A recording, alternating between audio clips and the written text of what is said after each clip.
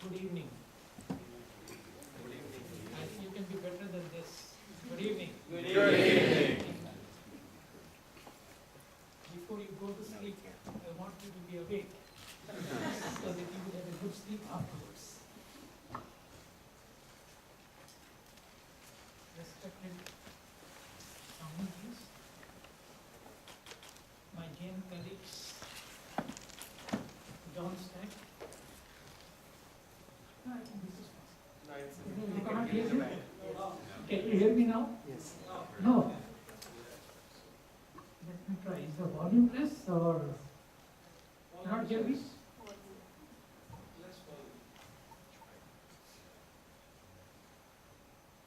Let me try. Can you hear me now? I think you can give some more business to EMT people. I will try my best. I was saying my colleagues, and I want to start with saying that this university has been very special for me and my Jain community because it gave us a platform to bring the principles of Jainism to a broader community. And when I first came here, and I met Dean Ken Fortin, of course, Bob, John Stack, and others,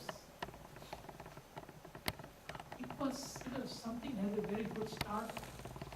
It gave all of us a feeling that this is the right place for us, and if we can do something together, this would lead to something very special, and not only special, that can become a benchmark for many other institutions to differentiate themselves.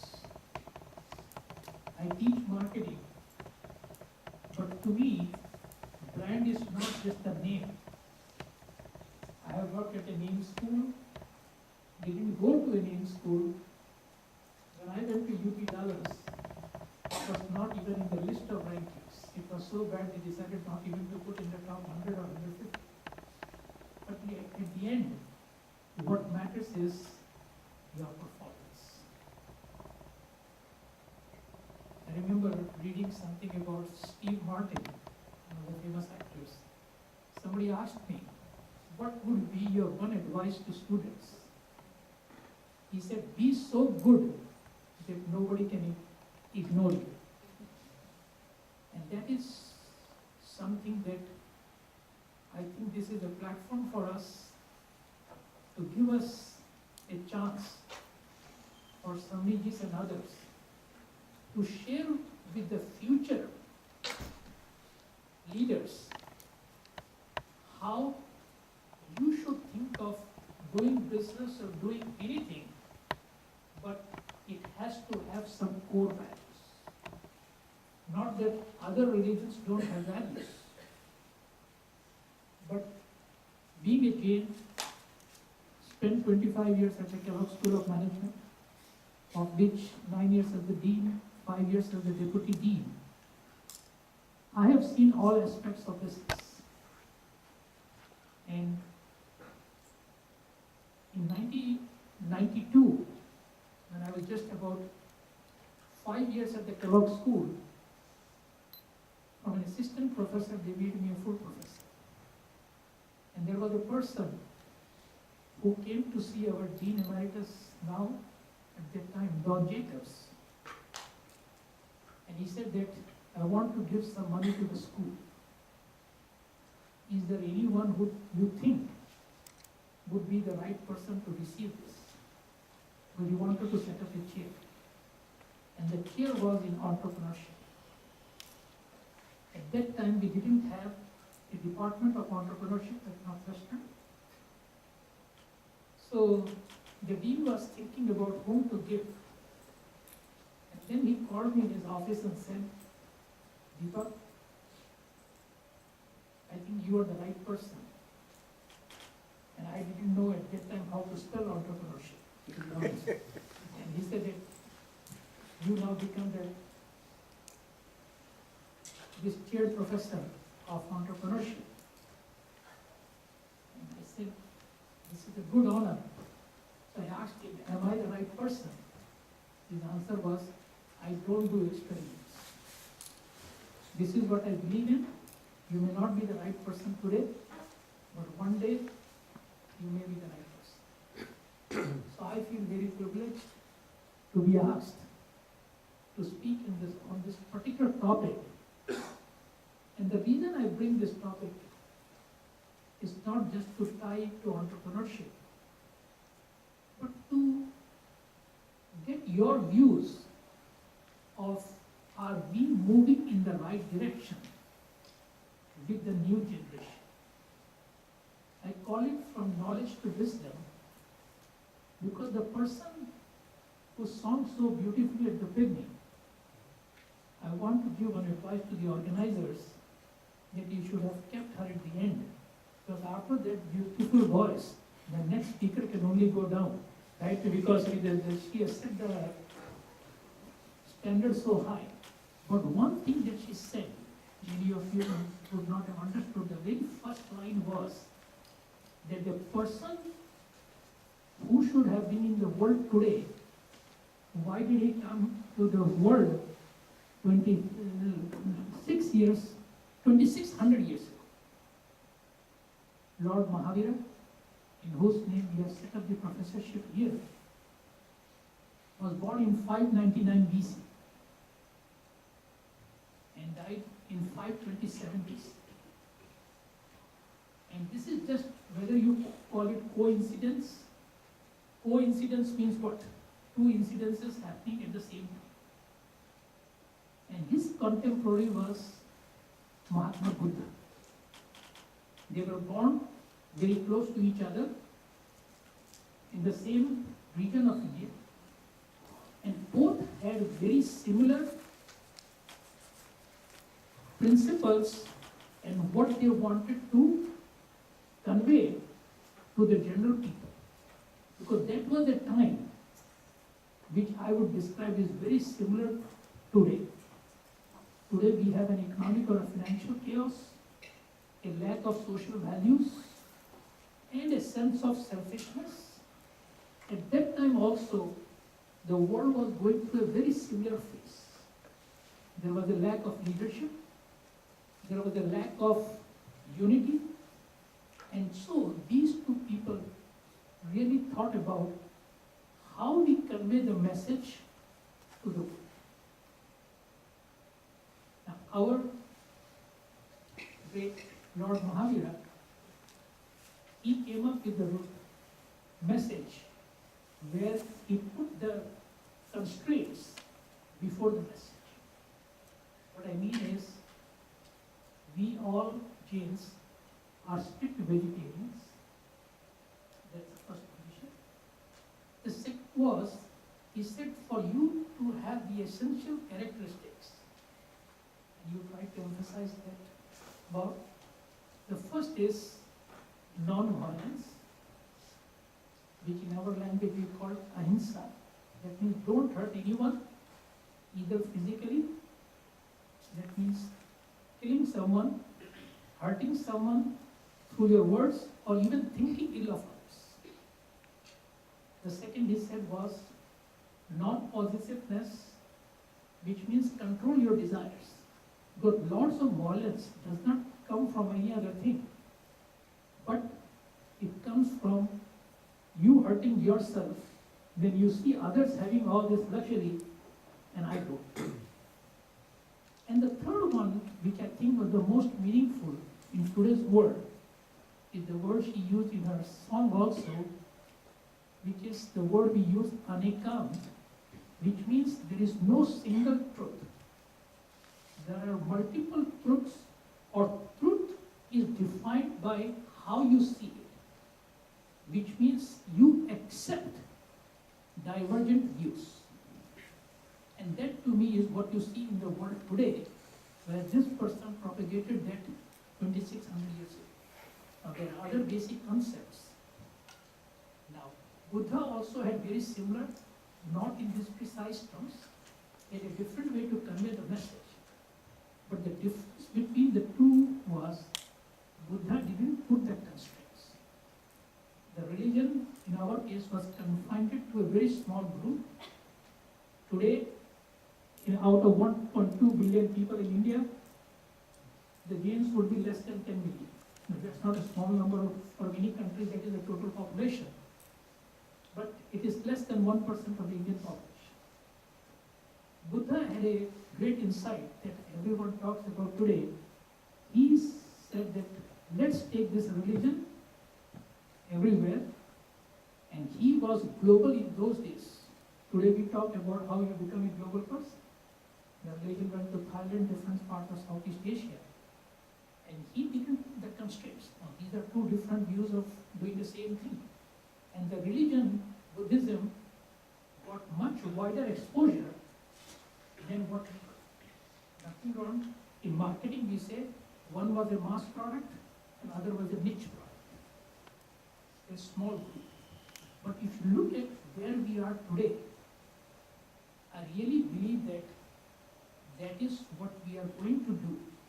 In those days, these saints had wisdom, and they said things that the last 2,500 years we were trying to use knowledge in order to understand what was the reason why they said this. Science means looking for explanations. What did Newton do? He looked at different laws of motion and explained why certain things happen the way they happen. I remember when we were growing up in a small town, in those days there were no running water. In the time of winter, in December, January, you have to take a bath, and it was not that easy to take a cold bath. So my mother used to say, heat up some water on the stove and put it in the bucket. And she used to say, put some cold water also there, because if you just heat the hot water, it would get cold very soon. So why would a hot water get cold soon, and it would get cooler less if we add some water? And then Newton came with this law called Newton's law of cooling. And what he said that temperature loss is proportional to the difference in temperature between the two products. So if the water is very hot and outside temperature is cold, the water would lose heat at a greater rate. Just see, those people, this is I call, those people didn't know why, but they said something that was true. So if you look at the last, I would say 1,500 years or so, science has been the area of knowledge. And we moved from wisdom to knowledge. We use a word called Jnani, and those knowledge came, and we saw that for so many years. Now we are again going back to this journey from knowledge to wisdom.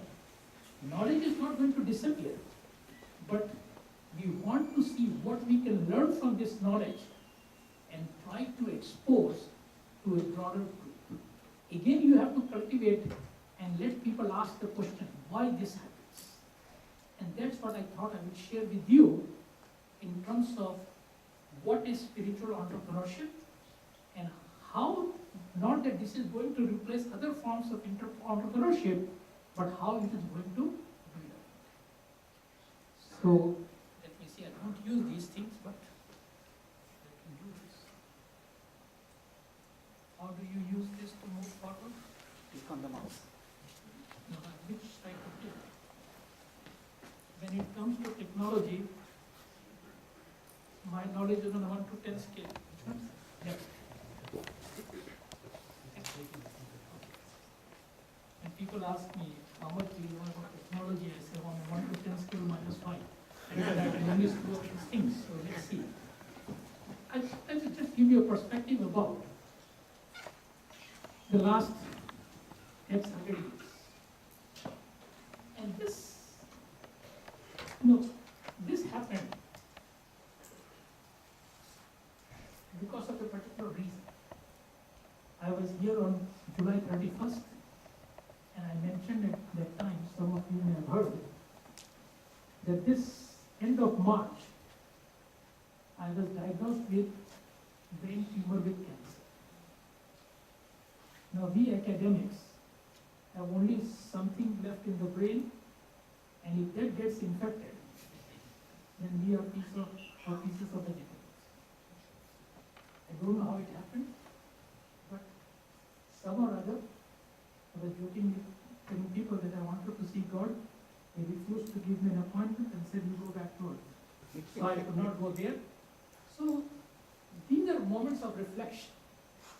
And during this period, it gave me time to think about how business, if you look at the world, and I will give you a short perspective about what we have seen.